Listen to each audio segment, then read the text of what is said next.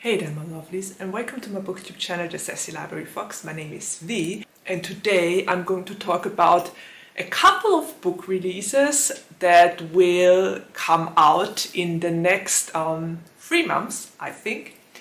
And I think I've never done a video like that before, which tells me that it is about time I actually go for one.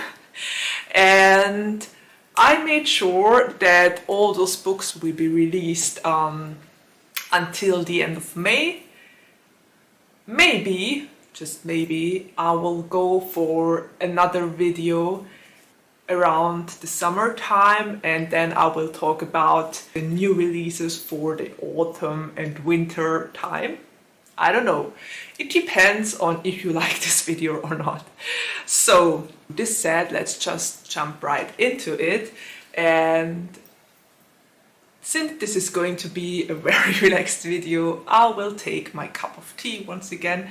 I was recently asked, interesting question by the way, what this is made of, and it's made of bamboo. And you can even put it into the dishwasher and use it again and again. So I thought it was a clever idea, good for the environment, and so I just bought it and I'm using it all of the time. As you can tell by the countless videos I already made that had this cup in them. So I'll take a sip. And then let's just do this. The first book I will talk about is Kiss and Tell by Adib Khorram. It's in the genre of LGBTQAI+, and it's actually an honorable mention because it already got out on March 22nd. And I just wanted to talk about it because it's one of those books I'm probably most certainly gonna love, because it's about Hunter, a boy who is a member in a band. You all know how much I love books about bands. And he is openly gay and came out as the only member of the band that is actually gay. He's just trying to get over his breakup with his first boyfriend ever, and now he is supposed to be a role model for other LGBTQ+ members and for his fans, and he just has no idea how to work this out. Especially because he obviously seems to fall for another band member who is in the band, I think, that plays the support for them. So they are on tour with their band, and the support band that plays before them has a member he is falling in love with. So this sounds right up my alley. This sounds like exactly the kind of book I would love to read. The ratings so far have been pretty high, so I'm totally looking forward to get to this book. And since it's already out in an honorable mention, I will probably buy it soon, because I doubt that I will get it at my library. So this was the first book. The second book I'm going to talk about is The Romantic Agenda by Kann. And I already read another book by Kann. I think I read it in autumn or in winter. And it was Let's Talk About Love, and I really enjoyed that one. It was a good book. It had some weaknesses. But overall it was a great book. It had an ace representation, and I'm pretty certain that there's going to be one in The Romantic Agenda as well. It comes out on April 12th, and it's in the genre of LGBTQ+ romance and contemporary. And to give you an idea what it is about, I will just take my phone here and look it up. And it says here, Joy is in love with Malcolm, but Malcolm really likes Summer. Summer is in love with Love, and Fox is Summer's ex-boyfriend. Okay, that sounds like a love quadrangle. A very confusing one at that. Flirty, flirty, and asexual Joy is secretly in love with her best friend Malcolm. I already like the blurb. But she's never been brave enough to say so. When he unexpectedly announces that he's met the love of his life and no, it's not Joy, she's heartbroken. Malcolm invites her on a weekend getaway and Joy decides it's her last chance to show him exactly what he's overlooking. But maybe Joy is the one missing something or someone, and his name is Fox. Fox sees a kindred spirit in Joy and decides to help her. He proposes they pretend to fall for each other on the weekend trip to make Malcolm jealous. But spending time with Fox shows Joy what it's like to not be the third wheel, and there's no mistaking the way he makes her feel. Could Fox be the romantic partner she's always deserved? Oh, that sounds like it has fake dating as a trope, and I really dig that trope. I like it a lot, so I'm very looking forward to this, and I can't wait for this book to get out. I also gotta mention, I'm sorry if my eyes look a little bit teary. I'm highly allergic at the moment, and yeah, my eyes sometimes just tear up for no particular reason because pollen just flew into my flat. So please bear with me, I'm sorry. Okay, this out of the way, let's head to the next book. And the next book is Nettle and Bone by T. Kingfisher. I've never heard of that author before, but the idea of this book sounds very interesting, and it's in the genre of fantasy adult horror. I'm trying to step up my horror game, so that's quite the perfect book to do that. It comes out on April 26th, and it is about, we just gotta read this here. After years of seeing her sister suffer at the hands of an abusive prince, Mara, the shy, convent-raised third-born daughter, has finally realized that no one is coming to the rescue, no one except of Mara herself. Seeking help from a powerful grave witch, Mara is offered the tools to kill a prince, if she can complete 3 impossible tasks. But as is in the way in tales of princes, witches and daughters, the impossible is only the beginning. On her quest, Mara is joined by the Grave Witch, a reluctant fairy godmother, a strapping former knight, and a chicken possessed by a demon. A chicken possessed by a demon? Okay. Okay. Together, the 5 of them intend to be the hand that closes around the throat of the prince and frees Mara's family and their kingdom from its tyrannous ruler at last. Okay. The chicken possessed by a demon got me. I'm very curious how this is going to turn out. It sounds like an interesting story. It also sounds a little bit funny. I have no idea if this is going to be funny, but it kind of sounds a little bit like it. So I guess we'll see how that one will turn out and how this is going to be. But already very curious about it, especially because there's a prince and a strong heroine, as it seems, a strong female MC. I love them. So yeah, I guess we'll just have to figure out how this is going to turn out and if this is going to be funny or more on the serious side. I'm not quite sure in which kind of direction this will go. I guess the only way to find out is by reading the book.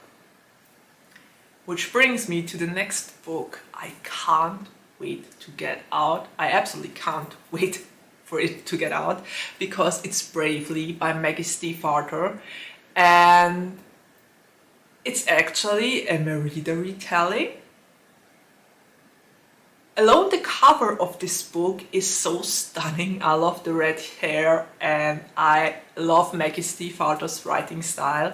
So I can't wait to dive into this book. I mean, Emery the retelling, that sounds amazing. That sounds right up my alley. And quite honestly, no matter which kind of book Maggie Stiefvater writes, it will always be an auto-buy for me. I just love her books, her writing style, the way she tells stories, and Maggie Stiefvater is just an author I will always buy. So Bravely is definitely going to end up in my shelf sooner or later.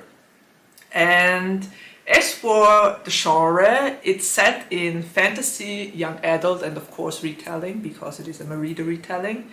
And it comes out on May 3rd in 2022.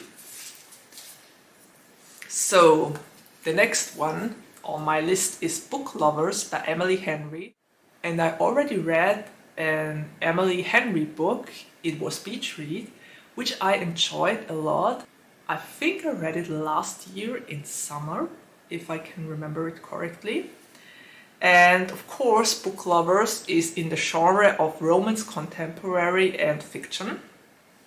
And as far as I could tell from the blurb, it's some sort of enemies to lovers story. So let's just read what the blurb says. One summer, two rivals, a plot twist they didn't see coming. Nora Stephen's life is books. She's read them all, and she's not the type of heroine.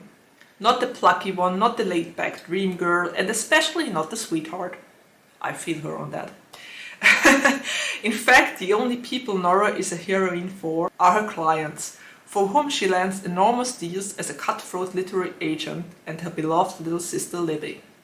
Which is why she agrees to go to Sunshine Falls, North Carolina for the month of August, when Libby begs her for a sister's trip away with visions of a small town transforming for Nora, who she's convinced needs to become the heroine of her own story. But instead of picnic in meadows or run-ins with a handsome country doctor or bulging four-armed bartender, Nora keeps bumping into Charlie Lustra, a bookish brooding editor from back in the city. It would be a meet cute if not for the fact that they've met many times and it's never been cute. Ooh, strong enemies to lovers vibe here. If Nora knows she's not an ideal heroine, Charlie knows he's nobody's hero. But as they are thrown together again and again in a series of coincidences no editor worth their salt would allow, what they discover might just unravel the carefully crafted stories they've written about themselves. That's something I totally love about Emily Henry's books. She always has the angle of a writer in her stories. In Beach Read, both characters were writers, and as it seems in this one they are literary agents. And quite honestly, I can't wait to read this. It sounds very good and cute and sweet. And knowing Emily Henry's sort of books, it's probably going to be very serious as well, and there is certainly going to be not so easy topics in here. So let's head to the next one on my list. And this one has been on my to-be read for ever since I saw the cover, quite honestly. Because it just sounds very promising. It's Café con Lychee by Emery, and it's in the genre of LGBTQ+ and young adult romance, and it will come out on May 10th, 2022, and it has that foodie background I love so much in my books. I never knew I like food in my books, but after reading Marissa Mayer's Heartless, I discovered that I like romances with food in them. So I'm a foodie. I shouldn't have been surprised about that, but I was. Anyway, never mind. Let's just talk about what is Café con Lychee about. That's quite a tongue twister and not easy to say. Okay, it says, sometimes bitter rivalries can brew something sweet. Theo Mori wants to escape. Leaving Vermont for college means getting away from working at his parents' Asian American cafe and dealing with their arch-rival's hopeless son, Gabby, who's lost the soccer team more games than Theo can count.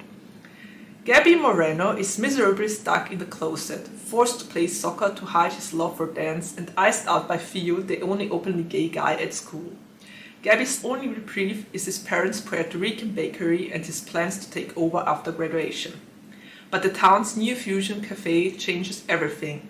Between the Morris struggling shop and the Moreno's plans to sell the bakery in the face of the competition, both boys find their dreams in jeopardy. Then Theo has an idea: sell photo-worthy food covertly at school to offset the losses. When he sprains his wrist and Gabby gets roped in to help, they realize they need to work together to save the parents' shops, but will new feelings rising between them be enough to send the future plans up in smoke? So this actually gives me a Tweet Cute kind of vibe. I have no idea if you read Tweet Cute yet, but that book had so much great food in it, and alone the descriptions of the food made me so hungry while I read it. And they also started out as enemies to lovers and had a huge rivalry at school and in private life. So this definitely gives me a Tweet Cute kind of vibe, only as an MM romance, and as we all know, I love them. So this is one of the releases I just can't wait to read. I've been dying to read this book for a long time. It's about time it gets out on May 10th. And the last book I'm going to talk about today, which I'm pumped to read, is Book of Night by Holly Black. I've been a Holly Black fan ever since I read Cruel Prince, and this one sounds super, super amazing. All the people that were lucky enough to get an arc of it were raving about it and loved it, so I have no doubt that I'm going to love it as well. It's set in the genre of fantasy, adult and fiction, and it will come out on May 3rd, 2022. And as for what it is about, here I go. I didn't summarize that one because alone the blurb already sounds very complex and not like something you would be able to describe easily. So I just decided I would read it from my phone to give you a proper idea of it, because I doubt I would have been able to put it into words. So it says, in Charlie Hall's world, shadows can be altered for entertainment and cosmetic preferences, but also to increase power and influence. You can alter someone's feelings and memories, but manipulating shadows has a cost, with the potential to take hours or days from your life. That sounds quite dangerous. Why would people do something like that? Your shadow holds all the parts of you that you want to keep hidden. A second self, standing just to your left, walking behind you into lit rooms. And sometimes it has a life of its own. Okay, that sounds dangerous. Charlie is a low-level con artist, working as a bartender while trying to distance herself from the powerful and dangerous underground world of shadow trading. She gets by doing odd jobs for her patrons and the naive new money in her town at the edge of Berkshires. But when a terrible figure from her past returns, Charlie's present life is thrown into chaos and the future seems at best unclear and at worst non-existent. That sounds grim.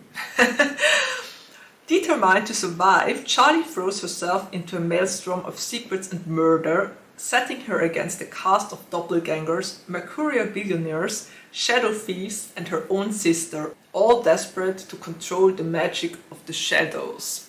Okay, That sounds pretty dark, pretty grim, but also like the kind of book I would love to read. I mean, it's Holly Black. Quite honestly, so far I loved all of her books. There wasn't a single one I didn't like, so that's quite a good score. And as I said, people have been raving about this ever since it got out as an arc, and I just can't wait to read that one as well. So yeah, that's it with the 6 books I'm dying to get my hands on. The first one was an honorable mention because it's already out and you can already buy it. I really hope I will be able to get this video up before the first book I actually talked about, which was not an honorable mention, gets out. Knowing me, it probably won't, but I will try my best to get this video up in time. So anyway, I hope you enjoyed this video. Please talk and discuss with me. Let me know which kind of books you are looking forward to that will be released in the next couple of months. I really love all recommendations, so if you have a great recommendation I missed out on, just let me know in the comments down below. And I guess there's nothing left to say except of take care, stay healthy and safe, and see you around the next time. Bye!